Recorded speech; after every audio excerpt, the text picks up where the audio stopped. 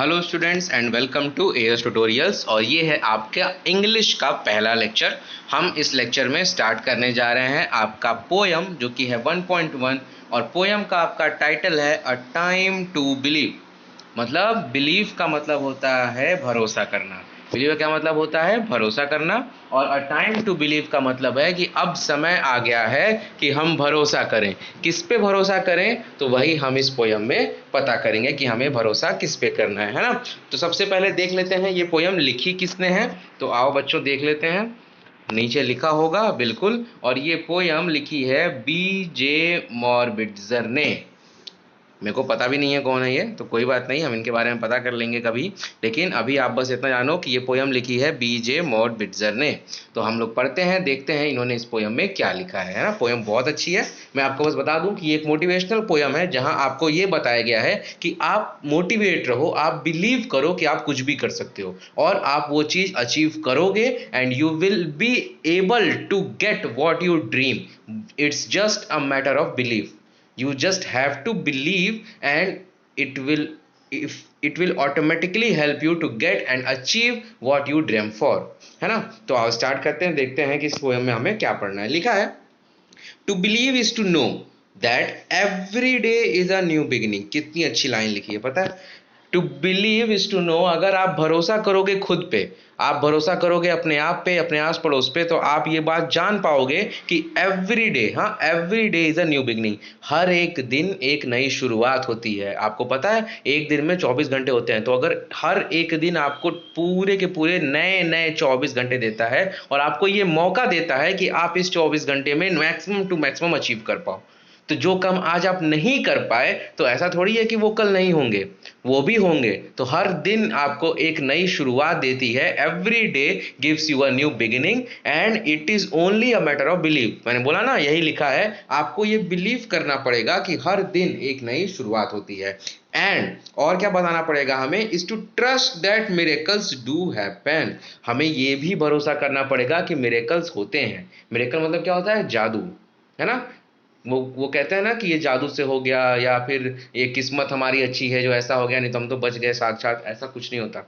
It is just to believe. हमेशा एक भरोसा होना चाहिए कि मिरेकल्स डू हैपन, और बस आपको उसको अचीव करने का आपके पास हार्डवर्क होना चाहिए और उसको अचीव करने का आपके पास मन होना चाहिए, है ना। And dreams really do come true. आप जो सपने देखते हो वो जरूर सच होते हैं। बस आप बिलीव करो खुद पे, आपकी मेहनत पे, और आपके पूरे के पूरे जो भी आपने सपने देखे हैं वो सब जरूर पूरे होते हैं। तो जो फर्स्ट स्टेंजा है इसमें हमने क्या देखा? तो इसमें हमने देखा कि अगर हम बिलीव करते हैं, if we believe then we know that every day is a new beginning. जब हम बिलीव करेंगे तो हमें पता चलेगा कि हर एक दिन एक नई शुरुआत होती है और मिरेकल्स डू हैपन। मिरेकल्स होते हैं, बस हमें उनके ऊपर ट्रस्ट करना होता है। We must trust that we will see that miracles happen. हम जो भी सोचते हैं, हम जो भी ड्रीम देखते हैं वो अचीव होते हैं। अगर आप ही बताओ, आप एक ड्रीम देखते हो, अगर वो ड्रीम सच होता है तो आप कहते हो ना कि ये तो जादू है, तो मिरेकल है, ऐसा कैसे हो सकता है? तो बस वही बात है, आपको ये ट्रस्ट करना पड़ेगा खुद पे और अपने सपनों पे, और बस ये ठान लो कि आपको उन सपनों के लिए मेहनत करनी पड़ेगी। आप जितना अच्छा वर्क करोगे, जितना ज़्यादा हार्ड वर्क करोगे, जितना ज़्यादा स्मार्ट वर्क करोगे, आपके सपने ज़रूर पूरे होंगे। लेकिन आप ये सोचो कि आज रात को सोऊंगा, कल सुबह मैं ये चीज़ अचीव कर लूंगा, तो ऐसा बिल्कुल नहीं होता। अरे इवन फिटनेस और हेल्थ के लिए भी लोग रोज के रोज एक्सरसाइज करते हैं, 1 घंटे 2 घंटे रनिंग करते हैं, पता है। तो उसके लिए भी एक कंप्लीट प्रोसेस है। तो आप ये कैसे सोच सकते हो कि आपके सपने एक दिन में सच हो जाएंगे? नहीं, एक दिन में कुछ नहीं होता। आपको उसके लिए लगातार कॉन्टिन्यूअस हार्डवर्क करना पड़ता है। तो फर्स्ट पैराग्राफ में हमने ये सीखा। अब सेकंड पैराग्राफ में हम देखते हैं क्या लिखा है। सेकंड पैराग्राफ के लिए मैं कलर चेंज कर लेता हूं, कलर हम ले लेते हैं रेड, है ना। तो सेकंड पैराग्राफ में लिखा है to believe is to see angels. आप अगर बिलीव करते हो तो इसका मतलब है आप भरोसा करते हो एंजल्स पे। एंजल कौन होते हैं? एंजल वही होता है ना जो भगवान के आपने कई बार पिक्चरों में देखा हो, वो व्हाइट व्हाइट कलर का वो पहने रहते हैं, सर के ऊपर गोल गोल चक्र घूमता रहता है, हाथ में छड़ी होती है। एंजल होते हैं ना परियां। तो वो उनके पर भी भरोसा आप कर सकते हो। क्या करती हैं परियां? Dancing among the clouds. परियां को परियों, ये एक्चुअली ये पोयम एक इमेजिनेशन है पोयम पोएट की, और बस वो इसमें बताना चाह रहा है कि अगर आप भरोसा करो तो कुछ भी नामुमकिन नहीं है, और अगर आप भरोसा नहीं करते हो, अगर आप बिलीव नहीं करते हो तो आपके लिए सब कुछ मुश्किल हो जाएगा। तो अगर आप बिलीव करते हो तो आपको एंजल्स दिखाई देंगी क्लाउड्स में डांस करते हुए। And to know the wonder of the stardust sky, stardust का मतलब देखो साइड में गिवन है, स्टारडस्ट का मतलब होता है हैविंग अ मैजिकल क्वालिटी। कभी कभार देखा है बादलों का शेप, कभी कभार देखोगे तो अजीब अजीब शेप के बादल हो जाते हैं। मैंने तो कई बार देखा था हाथी के शेप के बादल थे, फिर एक बार देखा तो मैंने एक बेबी के शेप का भी बादल देखा है। आपने कोई ऐसा बादल देखा है कभी अलग अलग शेप का?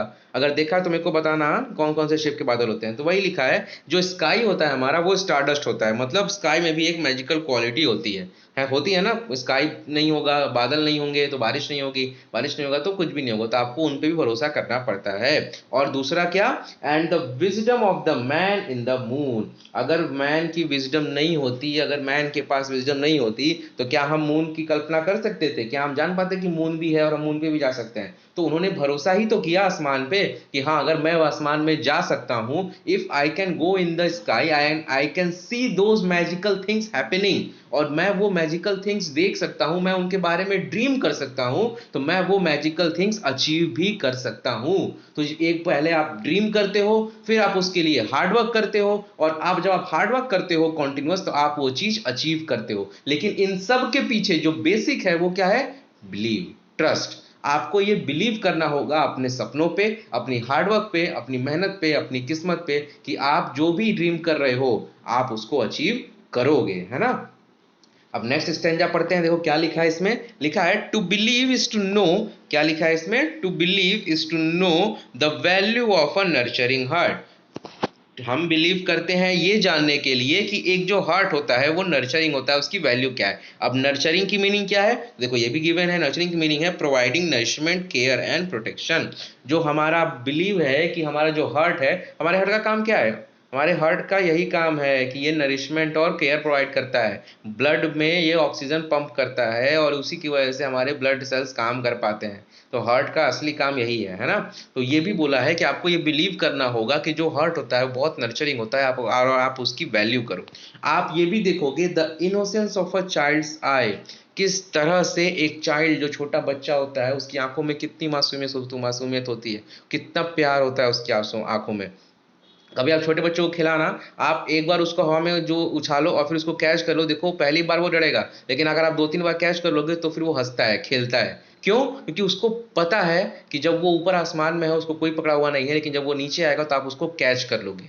और उस ट्रस्ट पे, उस बिलीफ पे वो आपके साथ खेलता है। जब उसको उछालते हो हवा में तो वो हंसता है, क्योंकि उसको पूरा भरोसा है आप पर कि जब वो नीचे आएगा तो आप उसको पकड़ लोगे, आप उसको गिरने नहीं दोगे, आप उसको चोट नहीं लगने दोगे। यही एक इनोसेंस है जो बच्चों की आंखों में झलकती है ना। And the beauty of an ageing hand, ageing का मतलब है ग्रोइंग हैंड। कभी अपने दादा दादी नाना नानी के हाथों को देखना, उनके हाथों की जो झुर्रियां हैं, उनके जो हाथ हैं कैसे एकदम एज लगता है कितने बूढ़े हैं, लेकिन उसकी खूबसूरती का कोई दुनिया में मोल नहीं है। पता है आपको ये आपके दादा दादी और नाना नानी का होना कितना ज़रूरी है और वो कितने इंपॉर्टेंट है आपकी लाइफ में, आपको आइडिया भी नहीं है इस बात का। और वो उनकी साथ का, उनके आदर्श जो वो सिखाते हैं, जो वो प्यार देते हैं, वो प्यार कोई नहीं दे सकता। तो वो beauty of an ageing hand, आपके दादा दादी नाना नानी जो हाथ समय के साथ साथ ओल्ड होते जा रहे हैं, आपके इवन आपके पेरेंट्स भी जो समय के साथ साथ ओल्ड होते जा रहे हैं, एक दिन आप भी ओल्ड हो जाओगे, सब लोग ओल्ड हो जाएंगे, तो वो एजिंग और हैंड की ब्यूटी भी एक अलग ही बिलीव देती है। And for it is through their teaching we have to love, मैंने बताया ना, जो दादा दादी आपको सिखा देंगे, वो जो आपको प्यार करना सिखाएंगे, वैसा प्यार आपको दुनिया में कोई नहीं कर सकता। दादा दादी नाना नानी ये लोग माँ बाप, इनसे बड़ा और इनसे बड़ा हितकर आपके लिए कोई नहीं है। और ये अपने टीचिंग के थ्रू, ये अपने मेथड्स के थ्रू, ये अपने पढ़ाने के तरीके, पढ़ाना मतलब जो हम लोग जो पढ़ाते हैं वो वाली पढ़ाई नहीं, जो आपको जिंदगी, असली जिंदगी जीने के जो तरीके सिखाते हैं वो असली टीचिंग होती है। और अब ये इनके थ्रू अपना लव आपको दिखाते हैं। आप जब छोटे थे, आपको चलना नहीं आता था, तो ये आपके पेरेंट्स ने आपको चलना सिखाया, और वो आपको ज़िंदगी भर काम आएगा। आपके पेरेंट्स ने आपको बोलना सिखाया, आपके दादा दादी ने आपको साथ में खेलना सिखाया, आपके दादा दादी नाना नानी ने आपको वैल्यूज़ दी कि बड़ों की इज्जत कैसे करनी है, बात कैसे करनी है ना, कैसे पेश आना है सबके साथ। वो आपके साथ खेलते हैं, आपके साथ टाइम स्पेंड करते हैं। तो ये सब जो टीचिंग है ना, जो नॉन स्कूलिक टीचिंग होती है, नॉन एकेडमिक टीचिंग होती है, यही आपके लिए असली प्यार है, यही आपका असली धन है, और आपको इसी के भरोसे रहना है, पता है। और यही आपको ज़िंदगी भर काम आएगा। ये एकेडमिक टीचिंग क्या है, आप अभी 8 में हो, आपको 6 5 5 4 3 का कुछ याद है क्या? कुछ नहीं याद होता, ठीक है? हम लोग 1 साल पढ़ते हैं, अगले साल जाके भूल जाते हैं। लेकिन आप कैसे चलते हो, जो आपके पेरेंट्स ने आपको सिखाया वो आपको याद है ना? आपको हमेशा याद रहेगा। आप कैसे बात करते हो, आप कैसे बिहेव करते हो, ये सब आपको हमेशा ज़िंदगी भर रहता है साथ में। तो यही असली लव है, and we learn to love from that only. हम ये उन्हीं से सीखा है। और क्या बोला है, देखो लिखा है, to believe is to find the strength and courage that lies within us. यहाँ पे अपने ऊपर बिलीव करने की बात की है कि आप अपने ऊपर बिलीव करो, आप अपने अंदर का स्ट्रेंथ और अपने अंदर का करेज फाइंड करो। आप फाइंड करो कि आप सबसे ज़्यादा स्ट्रेंथ, सबसे पावरफुल आप हो आपकी दुनिया में। अगर कोई आपका कॉम्पिटिटर है, अगर कोई आपका दुश्मन है, तो वो आप खुद हो। जी हाँ, मैं सही बोल रहा हूँ। अगर आपको किसी से कंपटीशन करना है तो आप खुद से करो कि आज अगर मैं यहाँ हूँ तो कल I will be a better person. अगर आज मुझे देन 10% नॉलेज है तो tomorrow I will be getting 20% knowledge and I will improve. Always compete with yourself and try to become a better version of yourself। तो वही लिखा है, is to believe is to find the strength and courage that lies within us. हमारे अंदर ही हमारे पास इतनी करेज और strength होती है कि हमें खुद आइडिया नहीं होता कि हम क्या अचीव कर सकते हैं और हम क्या देख सकते हैं। ठीक है, तो हमें यही चीज को बिलीव करना है, हमें यही चीज को सीखना है। अपने आप की क्षमता, अपने हुनर, अपने करेज, अपनी क्षमता को पहचानना है और उसके साथ हमें डील करना है। And it is time to pick up the pieces and begin again. अगर आप जिंदगी में, आप कभी मान लो कभी किसी जगह कहीं फेल हुए या आपने कभी कोई चीज लूज किया, तो आपको यही टाइम है कि आप पिकअप करो, आप स्टार्ट करो, अपने सारे पीसेस को एक साथ ज्वाइन करो एंड स्टार्ट अगेन। एक बार फेल हो, क्या हुआ? बचपन में आप जब चलना स्टार्ट किए थे, जब आप चलना सीखे थे, आप जब गिरते थे तो क्या आप समझ रहे थे कि यही एंड है, आप कभी जिंदगी में चल नहीं पाओगे? ऐसा थोड़ी होता है यार। गिरे, उठे, पैर झाड़ा, थोड़ा सा रोए क्योंकि बच्चे थे, छोटे थे, बहुत रोए, मम्मी पापा ने बोल दिया, हाँ कहा मेरा बेटा बहुत बहादुर है, वो नहीं रोएगा, मेरी बेटी बहुत बहादुर है, उसको थोड़ी रोना आता है। बेटा चलेंगे, गिरेंगे, उठेंगे, संभलेंगे, खुद से जिंदगी जिएंगे, है ना? तो देखो वही है। तो आपने फिर चला और आप देखो आप कितने आराम से चल सकते हो। तो वही है, कभी भी जिंदगी में फेल होते हो हमेशा रखना, there is always a second chance. Failures are those who do not get up and try. Fail वही होते हैं जो उठ के ट्राई नहीं करते। जो सक्सेसफुल वो होते हैं जो गिरते हैं, उठते हैं, दोबारा ट्राई करते हैं, फिर गिरते हैं, उठते हैं, फिर दोबारा ट्राई करते हैं। And that is the only strength, that is the only thing we should know and we should try to implement. तो वही है, अगर आप हार रहे हो, अगर आप फेल हो रहे हो या आप किसी चीज से परेशान हो, don't worry, time to pick up your pieces. जो भी आपके टूटे हुए पीसेस हैं उनको पिकअप करो and start again. Nothing late, it's better late than never. है ना? लेट होना चलेगा लेकिन आप कभी वो चीज अचीव नहीं करोगे अगर आप ट्राई नहीं करोगे तो फिर क्या फायदा? तो इसलिए आपको वो अचीव करना ही होगा। देखो नेक्स्ट पैराग्राफ में क्या लिखा है, to believe is to know we are never alone. ये भी आपको बिलीव करना पड़ेगा कि आप कभी अलोन नहीं हो। अलोन नहीं मतलब ये नहीं कि आपके साथ हमेशा भूत चल रहा है बगल में। वो एक मैंने कोट पढ़ा था, पता है कहीं, कि you are not afraid of being alone in the dark. आप इसलिए अंधेरे से नहीं डरते हो कि आप अकेले हो अंधेरे में। You are afraid of knowing that you are not alone in the dark. आप अंधेरे से इसलिए डरते हो कि आपको हमेशा यह डर लगता है कि आपके अलावा भी वहां पे कोई है ना? आपको लगता है ना अंधेरे में भूत होगा या फिर ऐसे कुछ होगा, आपको पकड़ लेगा। तो आप अंधेरे में अकेले हो इसलिए नहीं डरते हो, आप इसलिए डरते हो कि आप अंधेरे में अकेले नहीं हो। तो वही लिखा है कि वी आर नेवर अलोन का मतलब ये नहीं है कि आप ये समझो कि आप अकेले नहीं हो, आपके साथ जिंदगी में कोई और है, नहीं। हमें ये बिलीव करना है कि हम अकेले नहीं हैं, हमेशा हमारे साथ हमारे अच्छे चाहने वाले, हमारे दोस्त, हमारे माँ बाप, हमारे पेरेंट्स, हमारे दादा दादी, नाना नानी, सब लोग, हमारी फैमिली हमारे साथ होती है। And the best line of this poem is that life is a gift. हमारी जो लाइफ है ना वो एक गिफ्ट है, हमें भगवान की तरफ से हमें एक गिफ्ट मिला है, पता है? और वो गिफ्ट हमें इंजॉय करना चाहिए, वो गिफ्ट हमें फुल जीना चाहिए। जब आप कैसे कोई गिफ्ट आपको देता है तो आप कैसे खुश हो जाते हो आपके बर्थडे पे, कह रहे मुझे गिफ्ट मिला, वैसे ही पूरी की पूरी आपकी लाइफ एक गिफ्ट है यार। तो आप इसको भी ऐसे ही खुशी खुशी जियो। आप हर एक मोमेंट को एंजॉय करो, आप हर एक पल को ऐसे जियो कि बस ये आपके लिए सबसे बेस्ट मोमेंट है। एंड आप देखना आपकी लाइफ में इतनी मेमोरीज होंगी कि जब आप बूढ़े हो जाओगे, जब आप रिटायर होंगे, जब आप अकेले बैठे रहोगे, तो आपकी यही सब मेमोरीज आपको हमेशा याद आएंगी। तो लाइफ को हमेशा एज अ गिफ्ट की तरह जियो, एंजॉय करो पूरे मोमेंट, हर एक मोमेंट को। And this is our time to cherish. और अगर आप कहीं पे फेल हो, फिर वही बात, वही लाइन आई कि अगर आप कहीं पे फेल होते हो या फिर कहीं पे अगर आपको कोई कोई भी डिमोटिवेशन होता है या कहीं पे भी कोई भी आपको लगता है कि आप ये चीज नहीं कर सकते, तो कुछ नहीं होता है ऐसा। जब आप उठो, वो बोलते हैं ना जब उठो तभी सवेरा, वैसा वाला सीन है। This is our time to cherish, यही एक समय है जब हम चेरिश करेंगे। और चेरिश का मतलब क्या होता है? चेरिश का मतलब आपको बुक में गिवन है, hold something as very dear and of great value. हम ऐसा कुछ अचीव करेंगे जिसकी वैल्यू बहुत ज्यादा है और हम उस चीज को अचीव करके दिखाएंगे। बस हमें क्या करना है? हमें अपने आप पे बिलीव करना है, अपनी मेहनत पे बिलीव करना है, और हम वो चीज जरूर करेंगे, है ना। अब लास्ट पैराग्राफ की तरफ बढ़ते हैं हम अपने पोयम के, और देखते हैं कि इसमें क्या लिखा है। इसमें लिखा है, देखो लास्ट पैराग्राफ पे लिखा है, to believe is to know that wonderful surprises are just waiting to happen. अगर आप मेहनत ही नहीं करोगे तो आपको जो अचीव करना है, जो भगवान ने आपके लिए सोच के रखा है, वो आपको कैसे मिलेगा? तो आपको ये भी बिलीव करना है कि बहुत सारी अच्छी अच्छी सरप्राइजेस, बहुत सारी अच्छी चीजें आपका वेट कर रही हैं आपकी जिंदगी में होने के लिए, कि आप मेहनत करो, आप उस चीज को अचीव करो, and you will be surprise to see that something very important and something very happening is waiting for you to get happen. आप जितना मेहनत करोगे, आप जितना अच्छे से ट्राई करोगे, आपको उतनी अच्छी चीजें अचीव होंगी, है ना।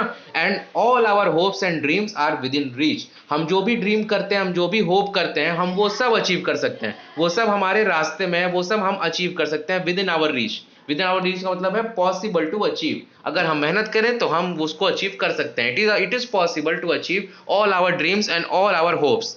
बस हमें क्या करना है? If only we believe. हमें क्या करना है? हमें सिर्फ इसको बिलीव करना है, और हम इसको बिलीव करेंगे, है ना। इफ ओनली वी बिलीव, ये देखो ये लाइन द मेन। मैंने फिर से बताया ना, बिलीव का मतलब है खुद पे बिलीव करना, अपनी हार्डवर्क पे बिलीव करना, अपने ड्रीम्स पे बिलीव करना, अपनी किस्मत पे बिलीव करना, और उसके हिसाब से हार्डवर्क करना, उसके हिसाब से मेहनत करना। जितना आप मेहनत करोगे उतना ही आप अचीव कर पाओगे। एंड फिर वही चीज, सपनों पे भरोसा, हार्डवर्क पे भरोसा, तो वो चीज होगी होगी। अगर आप मेहनत ही नहीं करोगे, अगर आप हार्डवर्क नहीं करोगे, तो you will not be able to achieve what is waiting for you to get happen. Okay, तो हमने आज के चैप्टर में क्या पढ़ा? हमने आज के चैप्टर में आपका ये पोयम कंप्लीट किया, टाइम टू बिलीव, और आपने देखा कि बहुत मोटिवेशनल और बहुत अच्छी पोयम है। बस हमें क्या करना है? बिलीव करना है। ओके, तो हमारा ये पोयम आज का खत्म हुआ। कल हम ये वर्कशॉप और आगे के सम्स करेंगे, ठीक है। बाय।